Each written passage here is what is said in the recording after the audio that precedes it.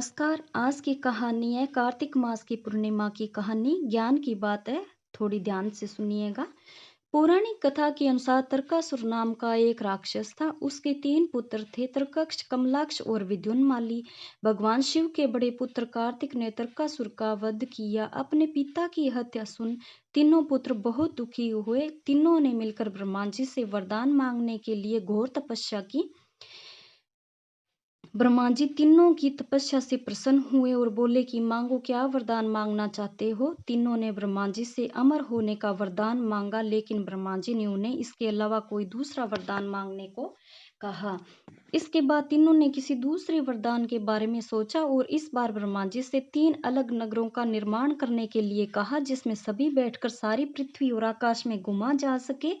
1000 साल बाद जब हम मिले और हम तीनों के नगर मिलकर एक हो जाए और जो देवता तीनों नगरों को एक ही बाण से नष्ट करने की क्षमता रखता हो, वही हमारी मृत्यु का कारण है। ब्रह्मा जी ने उन्हें यह वरदान दे दिया।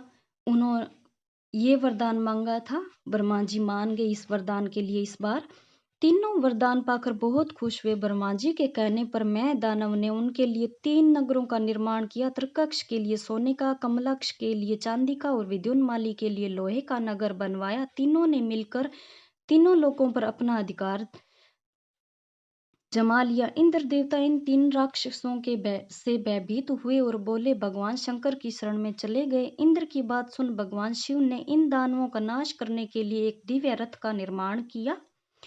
इस दिव्य रथ की हर एक चीज देवताओं से बनी। चंद्रमा और सूर्य से पहिए बने। इंद्र, वरुण, यम और कुबेर रथ के 4 घोड़े बने। हिमालय धनुष और बने।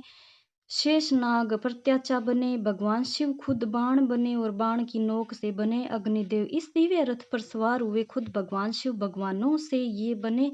इस रथ और तीनों भाइयों के बीच भयंकर युद्ध हुआ। जैसे ये तीनों रथ एक सीध में आए, भगवान शिव ने बाण छोड़ तीनों का नाश कर डाला। इनका विनाश हो चुका, यानी इनकी मृत्यु इस तरीके से हुई थी तीनों राक्षसों की। इसी वध के बाद भगवान शिव को त्रिपुरारी कहा जाने लगा। यह वध कार्तिक मास की पूर्णिमा को हुआ। इस दिन को त्रिपुरारी पूर्णिमा नाम के से भी जाना जाता है। अगर आपको मेरा वीडियो यानी मेरी कहानियाँ अगर आपको पसंद आए तो लाइक, शेयर और सब्सक्राइब जरूर कीजिए।